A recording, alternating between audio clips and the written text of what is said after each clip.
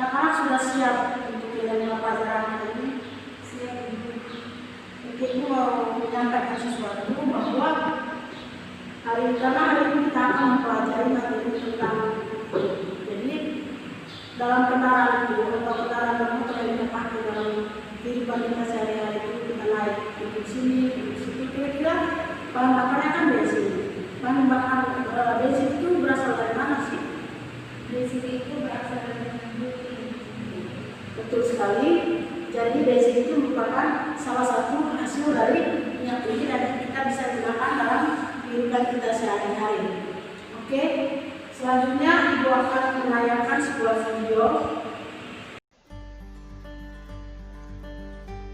Minyak bumi atau petroleum, dijuluki juga sebagai emas hitam, adalah cairan kental berwarna coklat gelap atau kehijauan yang mudah terbakar, yang berada di lapisan atas dari beberapa area di kerak bumi. Minyak bumi terdiri dari campuran kompleks berbagai macam hidrokarbon sebagai seri alkana, namun bervariasi pada komposisi dan kemurniannya. Minyak bumi diambil dari sumur minyak di pertambangan minyak. Lokasi sumur-sumur minyak didapatkan setelah melalui proses studi geologi, analisis sedimen, karakteristik, struktur sumber, dan berbagai macam studi lainnya. Berdasarkan video tersebut, kira-kira menurut anak-anak proses pembentukan minyak bumi itu dilakukan dalam jangka waktu yang lama atau pendek? Sangat lama, Ibu. Jadi kita lihat sekali lagi bahwa proses pembentukan minyak bumi itu untuk memperoleh minyak bumi itu dilakukan dalam waktu yang sangat lama.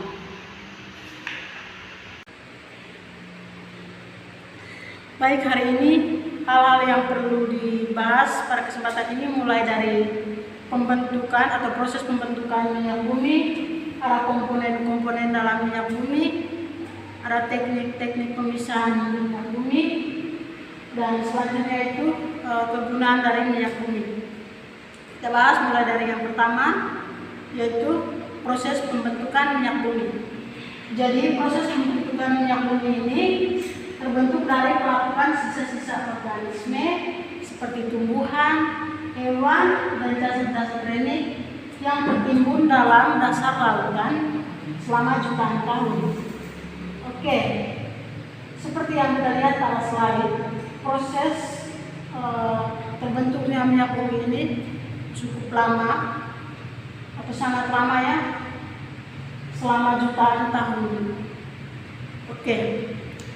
Selanjutnya yaitu komponen-komponen minyak bumi. Jadi komponen para minyak bumi ini mulai dari alkana. Alkana ini memiliki rantai karbon lurus seperti contoh ini. Di situ ada contoh metil siklopentana.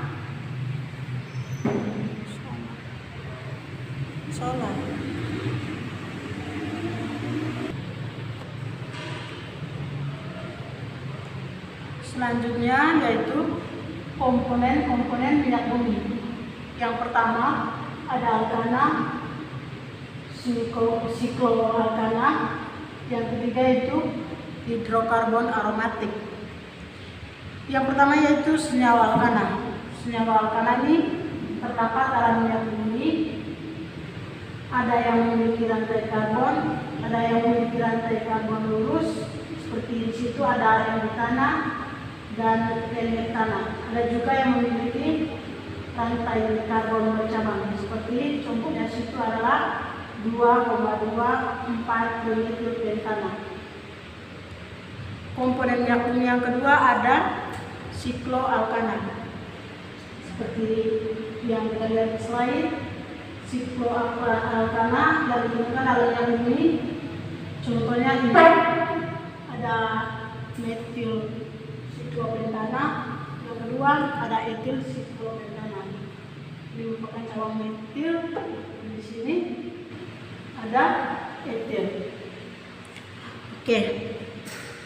Selanjutnya komponen minyak bumi yang ketiga yaitu hidrokarbon aromatik. Hidrokarbon aromatik yang paling sederhana yang terdapat dalam minyak bumi adalah benzen. Benzen tanpa ada metil ini. Jadi di sini ada contoh dari hidrokarbon aromatik. Di sini ada benzen. Dan yang kedua adalah metilbenzena. Ini merupakan cairan dan ini benzena. Oke. Selanjutnya ada teknik-teknik pemisahan minyak bumi. Seperti yang kita lihat di slide, teknik-teknik pemisahan minyak bumi ini ada 8, mulai dari penghilangan garam, ada destilasi, ada cracking, ada reforming, alkilasi, polimerinasi, plating, dan yang terakhir itu ada blending. Untuk penjelasan teknik-teknik pemisahan minyak bumi ini, kita sebentar ada penayangan video, kita bisa amati di situ kira-kira proses atau teknik pemisahan minyak bumi itu seperti apa. Sebentar ya, kita lanjutkan dulu. Dan yang terakhir itu ada kegunaan minyak bumi dalam kehidupan sehari-hari. Jadi kegunaan minyak bumi ini dalam kehidupan sehari-hari, seperti yang kita tahu, ada bensin itu merupakan salah satu hasil dari minyak bumi. Ada bensin, ada minyak tanah, ada solar. Oke, untuk lebih lanjut supaya kita lebih mengerti mengenai minyak bumi ini, Ibu di sini ada siapkan lembar kerja.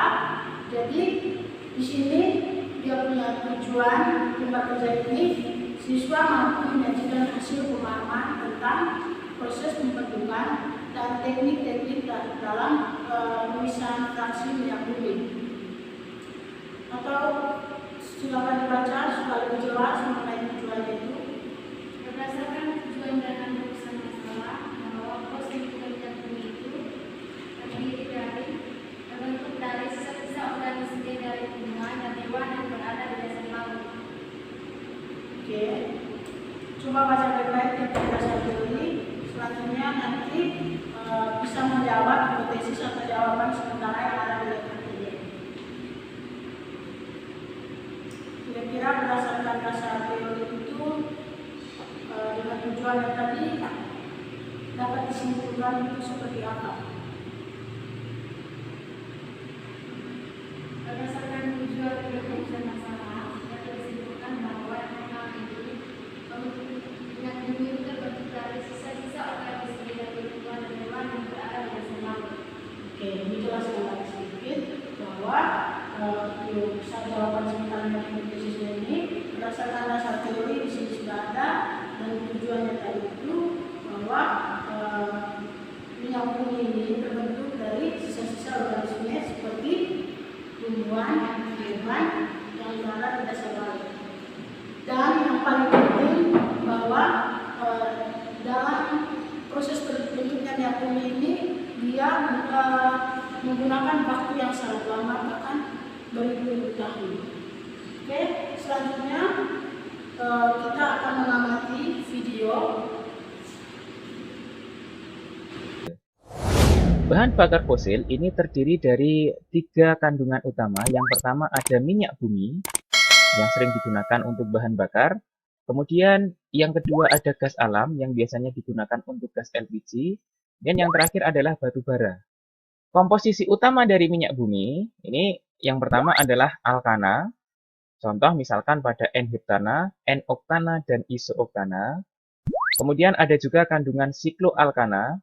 Contohnya misalkan siklopentana dan sikloheksana. Kemudian ada juga benzena dan turunannya. Ini merupakan suatu senyawa aromatis. Kemudian selain itu juga dalam jumlah sedikit mengandung alkena, atom sulfur, nitrogen, dan oksigen. Sementara untuk gas alam, ini memiliki komposisi, ya, karena dia adalah bentuknya gas, berarti komposisi utama dari gas ini merupakan alkana suku rendah, yaitu metana, etana, propana, dan butana. Kemudian ada juga kandungan sedikit CO2, H2S, dan gas helium. Untuk batu bara, karena dia adalah suatu bahan bakar yang bentuknya padat, ini komposisi utamanya merupakan hidrokarbon dengan suku tinggi. Selain itu, di dalam batu bara ini juga mengandung atom sulfur. Nah, untuk bahan bakar fosil ini merupakan suatu bahan bakar yang tidak mudah untuk diperbaharui, sehingga dalam pemanfaatannya kita harus menghemat dan kita harus menggunakan energi alternatif karena bahan bakar fosil ini tidak mudah untuk diperbaharui. Dalam proses pembentukannya, bahan bakar fosil ini dapat terbentuk dari sisa fosil-fosil yang sudah meninggal pada jutaan atau bahkan ribuan tahun yang lalu. Bagaimana proses pembentukan bahan bakar fosil? Mari kita simak penjelasan berikutnya. Proses terbentuknya minyak bumi atau bahan bakar fosil ini dapat dijelaskan dengan menggunakan teori duplex. Menurut teori ini, minyak bumi terbentuk dari jasad renik yang berasal dari hewan atau tumbuhan yang telah mati pada jutaan tahun yang lalu. Jasad renik ini terbawa oleh air sungai dan bersama lumpur mengendap di dasar laut. Adanya oksigen ini akan mengubah fosil yang mengendap di dasar laut ini berubah menjadi kerogen. Akibat pengaruh waktu yang mencapai ribuan bahkan jutaan tahun, temperatur tinggi dan tekanan oleh lapisan di atasnya, maka fosil atau jasad renik ini berubah menjadi bintik-bintik gelembung minyak dan gas. Pada tingkat molekuler, minyak dan gas ini adalah merupakan suatu hidrokarbon yang terbentuk dari atom hidrogen dan atom karbon. Lumpur yang bercampur dengan jasad renik tersebut kemudian berubah menjadi batuan sedimen yang berpori, sedangkan bintik minyak dan gas bergerak ke tempat yang tekanannya lebih rendah bahkan mencapai ke permukaan bumi. Akan tetapi yang paling banyak, minyak dan gas tadi terperangkap ke dalam suatu batuan yang kedap yang tidak mampu ditembus oleh gas dan cairan, dan di sini minyak dan gas terperangkap dan terakumulasi ke dalam suatu batuan kedap. Di mana yang bagian atas ini merupakan suatu reservoir gas dan yang tengah ini adalah reservoir minyak bumi, kemudian di bawahnya ada air. Reservoir minyak dan gas ini ukurannya bisa mencapai satu ukuran kota besar, sehingga ini dapat menampung minyak dan gas dengan volume yang sangat banyak. Kemudian untuk mengambil minyak dan gas yang ada di dalam tanah tadi, itu harus dilakukan dengan melakukan pengeboran minyak dengan kedalaman mencapai 3-4 km di bawah permukaan tanah. Minyak dan gas yang diambil dari sumur pengeboran minyak ini tadi masih dalam berupa minyak mentah dan warnanya adalah hitam pekat. Sehingga ini diperlukan proses lanjutan untuk pengolahan minyak mentah menjadi minyak yang siap digunakan. Proses lanjutan setelah minyak mentah diambil dari sumur pengeboran minyak, selanjutnya minyak mentah diolah. Tahap pengolahan minyak mentah ini melalui dua tahap. Yang pertama ada primary process atau proses tahap pertama, kemudian ada secondary process atau proses tahap yang kedua. Pada primary process atau tahap pertama, ini dilakukan dengan cara destilasi bertingkat. Destilasi bertingkat ini maksudnya adalah pemisahan fraksi-fraksi minyak bumi berdasarkan perbedaan titik didih. Penjelasannya adalah minyak bumi yang sudah diambil dari sumur pengeboran minyak yang warnanya masih hitam pekat tadi, dimasukkan ke dalam suatu tangki kemudian dipanaskan pada suhu yang sangat tinggi mencapai lebih dari 500 derajat Celcius. Ketika minyak bumi yang masih dalam bentuk minyak mentah tadi dipanaskan, maka dia akan menghasilkan gas atau berubah dari fase cair berubah menjadi fase gas karena temperaturnya menjadi tinggi di sini. Nah, fase gas dari minyak bumi dialirkan ke dalam tangki atau ke dalam tower destilasi. Nah, tower destilasi di sini terdiri dari suhu yang berbeda. Yang paling bawah ini suhunya paling tinggi, mencapai 500 derajat Celcius. Kemudian yang paling atas ini suhunya sangat rendah, bisa jadi kurang dari 0 derajat Celcius, sehingga sangat dingin suhunya yang paling atas. Nah, bagaimana proses pemisahan yang terjadi dari minyak mentah sehingga menjadi beberapa fraksi minyak bumi? Penjelasannya adalah seperti ini. Ketika minyak dalam fase gas tadi dialirkan ke dalam suatu tangki destilasi atau tower destilasi di sini, contoh misalkan di dalam minyak bumi ada pelumas dan ada bensin. Pada suhu 350 derajat Celcius, ini pelumas dalam fase gas sudah mulai mengembun di sini, sehingga dia menjadi cair. Nah, yang cair ini adalah yang warna kuning tua di sini, atau hampir warna coklat ini. Ini menunjukkan pelumasnya atau oli. Oli mengembun di sini.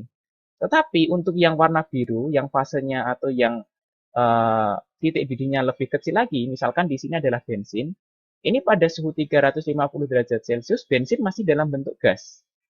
Maka bensin yang dalam bentuk gas ini masih lanjut ke atas lagi, masih lanjut ke tower yang bagian atas ke yang suhu lebih rendah lagi. Maka di sini di dalam tangki destilasi itu di dalamnya itu ada lubang-lubang kecil untuk mengalirkan uap sehingga dia mampu mencapai ke bagian puncak dari tower ini atau dari tangki destilasi ini. Nah, sehingga dengan begitu yang fasenya cair yang sudah mengembun ini dialirkan melalui pipa-pipa sesuai dengan titik didih masing-masing sehingga ini terpisah berdasarkan titik didih dari minyak bumi. Ini adalah proses tahap pertama. Kemudian setelah masuk ke tahap kedua, minyak belum bisa langsung digunakan secara luas. Ini masih mengalami beberapa proses untuk menghasilkan suatu minyak yang bermutu baik. Proses yang dilakukan di sini adalah dengan perengkahan atau cracking. Ya, jadi cracking ini adalah pemecahan hidrokarbon molekul ukuran besar menjadi molekul-molekul ukuran kecil. Kemudian setelah cracking dilanjutkan tahap yang kedua yaitu adalah reforming, yaitu mengubah struktur molekul fraksi yang mutunya jelek menjadi mutunya lebih baik. Kemudian ada tahap alkilasi yaitu penambahan atom karbon pada suatu fraksi sehingga menjadi lebih panjang dan bercabang. Selain itu ada proses polimerisasi yaitu penggabungan antara molekul-molekul kecil menjadi molekul-molekul yang ukurannya lebih besar. Dan tahap yang terakhir nanti ada tahap treating atau di sini adalah proses pemurnian minyak bumi dengan mengeliminasi bahan-bahan pengotor yang terlibat di dalam pengolahan sehingga dihasilkan suatu fraksi-fraksi minyak bumi yang sangat bermutu dan dapat dimanfaatkan secara luas. Bagi contoh, fraksi-fraksi yang dihasilkan dari hasil fraksinasi atau destilasi minyak bumi ini adalah, nah di sini yang pertama ada propana dan butana, biasanya ini digunakan untuk gas LPG, petrol atau gasolin biasanya untuk bahan bakar kendaraan bermotor, kerosin atau bahan bakar jet, ini digunakan untuk pesawat terbang. Kemudian dihasilkan juga minyak diesel, ini untuk bahan-bahan bakar kendaraan bermotor bermesin diesel, kemudian bisa juga untuk minyak industri. Dan itu bisa untuk pelumas, dan yang paling berat fraksinya itu adalah aspal, dimanfaatkan untuk pengeras jalan. Atau secara lebih lengkap terkait dengan fraksi minyak bumi dan... Oke anak-anak, berdasarkan video yang telah ditayangkan oleh Ibu tadi, di situ ada data pengamatan, silakan diisi mulai dari bagian yang pertama, dan yang kedua, dan yang ketiga situ. Dan perhatikan juga pertanyaan pemilu di bagian belakang.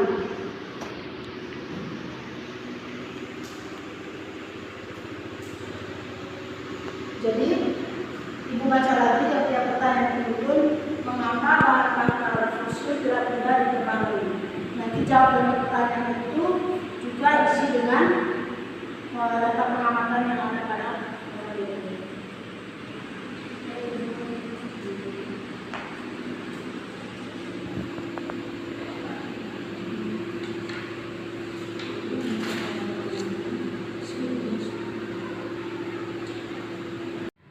Oke anak-anak, Ibu minta salah satu dari kalian untuk membacakan hasil pengamatannya berdasarkan video yang ditayangkan. Baik Ibu, jadi berdasarkan video yang telah kami amati, proses pembentukan minyak bumi itu terbentuk dari sisa-sisa organisme dari tumbuhan dan hewan yang berada di dasar laut. Kemudian untuk teknik pemisahan fraksi-fraksi minyak bumi yaitu penghilangan garam, destilasi, cracking, reforming, alkilasi, polimerisasi, dan blending. Sementara untuk kegunaan minyak bumi itu sebagai bensin, berupa bensin sebagai bahan bakar kendaraan bermotor serta solar. Oke, selanjutnya perhatikan yang di bagian belakang itu. Di situ ada pertanyaan penuntun. Mengapa bahan bakar fosil tidak mudah untuk diperbarui? Dan jelaskan. Baik Ibu, bahan bakar fosil tidak mudah diperbarui karena membutuhkan waktu yang sangat lama.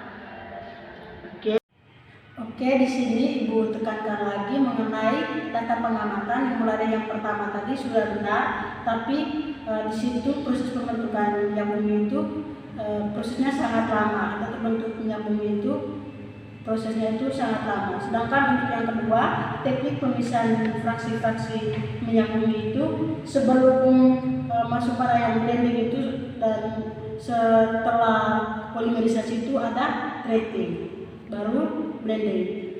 Sedangkan untuk pertanyaan penuntunnya sudah jelas dan jawabannya sudah benar tadi. Mengapa bahan bakar fosil tidak mudah untuk diperbaharui? Oke, seperti yang telah dijelaskan oleh salah satunya. Oke anak-anak, pembelajaran kita pada pagi hari ini sampai di sini saja, dan jangan lupa untuk menuliskan laporan dengan langkah atau format yang dibacakan. Kalian bisa tulis sekarang, mulai dari abstrak, kajian teori, prosedur eksperimen, ada hasil dan pembahasan, simpulan dan saran, dan ada daftar pustaka, dan yang terakhir ada lampiran. Itu saja dari Ibu. Terima kasih untuk partisipasinya hari ini.